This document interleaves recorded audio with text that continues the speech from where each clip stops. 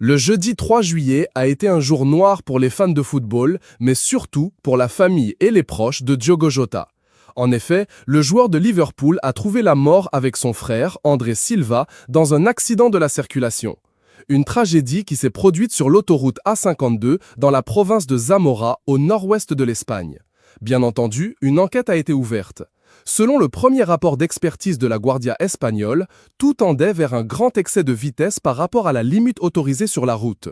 Les enquêteurs ont également souligné que les marques laissées par l'un des pneus de la Lamborghini Huracan que les deux hommes conduisaient sont en cours d'analyse.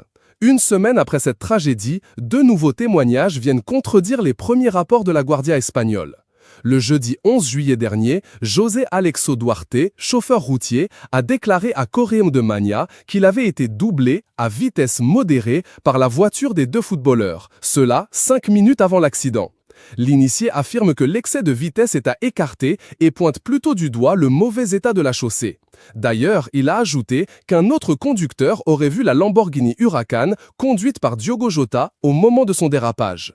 Un autre témoin, José Azevedo, affirme avoir été l'auteur de la vidéo partagée sur les réseaux sociaux. Il s'agit bien des images de la voiture en flammes que conduisait Diogo Jota. J'ai filmé, je me suis arrêté, j'ai essayé d'aider, mais malheureusement, je n'ai rien pu faire. J'ai la conscience tranquille. Je sais ce que j'ai vécu cette nuit-là, car je ne savais pas qui était à l'intérieur. Mes plus sincères condoléances à la famille, a-t-il déclaré. Dans son élan, ce chauffeur a rejoint la première source, niant l'excès de vitesse. La famille a ma parole qu'il ne roulait pas trop vite. J'ai pu voir la marque et la couleur de la voiture lorsqu'ils m'ont dépassé. Il conduisait très calmement. Un gaiement, a-t-il souligné en appuyant.